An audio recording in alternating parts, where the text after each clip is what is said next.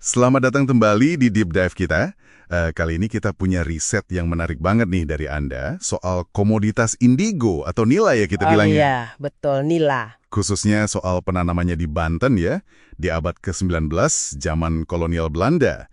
Nah, misi kita kali ini kita mau coba gali nih, kenapa sih indigo yang globally itu dijuluki emas biru karena nilainya tinggi banget, Sangat berharga. justru malah jadi beban biru gitu ya, beban yang berat banget buat penduduk Banten waktu itu. Apalagi di bawah sistem kultur stelsel, tanam paksa itu. Yuk, kita langsung bedah aja sumber-sumbernya. Oke. Nah, pertama mungkin biar kita sama-sama paham ya, indigo atau nila ini apa sih? Jadi ini tuh pewarna biru pekat, asalnya dari tanaman, namanya Indigofera tinctoria. Oh, dari tanaman ya? Iya, dari tanaman. Nah, proses buat dapetin warnanya ini lumayan rumit. Perlu fermentasi, terus ada oksidasi juga.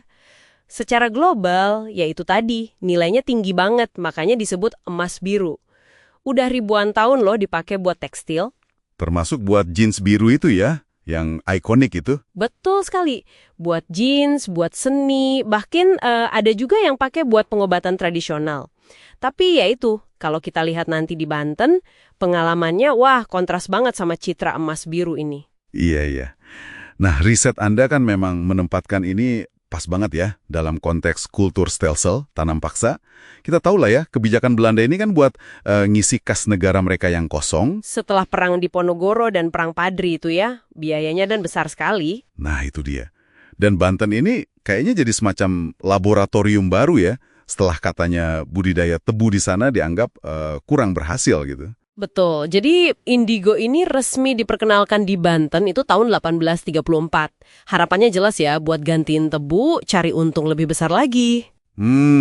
Terus gimana awalnya? Langsung gagal atau gimana? Nah, ini yang menarik. Dari catatan Anda tuh kelihatan polanya. Awalnya tuh ada suksesnya loh. Tahun 1837, kualitas indigo Banten ini dianggap memuaskan lah pasar Eropa. Oh, sempat bagus ya? Sempat bagus. Nah, karena dianggap bagus, ini langsung deh ekspansi besar-besaran. Rencananya ambisius banget, bangun 20 pabrik tahun 1839. Terus nambah lahan lagi, 1.100 bow. Sebentar, satu bow itu seberapa luas ya? Oh iya, satu bow itu sekitar 0,7 hektar. Jadi 1.100 bow itu ya lumayan signifikan ya penambahan lahannya di tahun 1841. Besar juga ya? Besar. Tapi ya ini, kayak pola klasik kolonial gitu ya.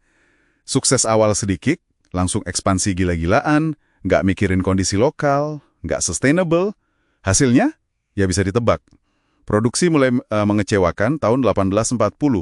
Nggak lama ya berarti dari sukses awalnya. Gak lama, cuma sekitar 3 tahun. Sejak 1844 malah terus merosot produksinya. Sementara itu, biaya operasional buat pemerintah kolonialnya sendiri malah jadi bengkak. Nah, ini nih. Sukses awal sama ekspansi ambisius ini dari materi Anda kan kelihatan ya. Sisi gelapnya itu justru dirasain banget sama penduduk Banten kan. Ini yang jadi beban birunya ya. Gimana detailnya? Betul banget, di sini letak bebannya.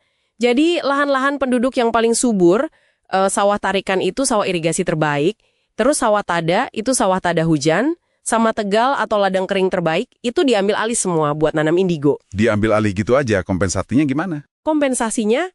Nah ini dia, seringkali bukan uang tunai yang layak, cuma pembebasan pajak tanah. Itu pun cuma buat lahan yang diambil aja. Terus penduduknya dipaksa kerja. Kerja paksa berarti ya? Iya, dengan upah yang sangat-sangat rendah. Di dokumen Anda kan tercatat tuh, cuma sekitar V8,80 tembaga per bau. Ini nilai koin tembaga yang rendah banget ya. Kalau dibandingin sama upah tanaman lain gimana? Jauh banget. Standar upah tanaman lain itu minimal V30. Jadi ini wah nggak ada apa-apanya. Lebih parahnya lagi, ada laporan kalau mereka tuh kadang sama sekali nggak dibayar. Dan seperti yang tertulis di sumber Anda, tidak berani menuntut. Waduh. Karena perintah penguasa ya. Betul. Bahkan di beberapa daerah, mereka juga yang disuruh nyediain bibit indigonya sendiri. Jadi udah kerja paksa, upah kecil atau nggak ada, modal bibit juga kadang dari mereka. Lengkap ya penderitaannya. Lalu kalau dari sudut pandang Belanda sendiri, apa sih yang bikin proyek emas biru ini akhirnya gagal total di Banten? Kok bisa sampai dihentikan? Sumber Anda itu nunjukin akar masalahnya cukup jelas sih. Ada kutipan menarik, kesulitan dalam mengelola tanah milik individu untuk kepentingan umum. Nah, kepentingan umum di sini ya jelas maksudnya keuntungan kolonial semata kan. Jadi sistem tanah adat lokal berbenturan gitu ya. Betul sekali. Sistem kepemilikan tanah adat, hak-hak individual penduduk Banten, itu ternyata nggak cocok, bahkan bentrok langsung sama tuntutan sistem monokultur paksa skala besar yang dipaksakan Belanda. Oke, jadi ada masalah manajemen dari sisi mereka juga ya? Iya. Ditambah lagi produksi yang terus turun, biaya yang makin bengkak buat pemerintah, dan pendapatan petani yang praktis hilang. Ya, akhirnya secara ekonomi, proyek Indigo ini jadi nggak menguntungkan lagi buat kas kolonial. Ujung-ujungnya duit kan? Jadi dihentikan murni karena hitungan ekonomi mereka ya? Persis. Keputusan penghentian totalnya itu diambil 30 Juni 1847. Terus dilaksanain bertahap sampai 1849 di berbagai wilayah kayak Cimanuk, Cireng, Baros, sama Pandeglang. Jadi, ya bukan karena kasihan sama penduduk, tapi murni kalkulasi untung rugi. Dan warisan dari periode singkat tapi brutal ini gimana? Catatan Anda kayaknya ngasih gambaran yang suram banget ya? Sangat suram. Dampaknya tuh multidimensi ya.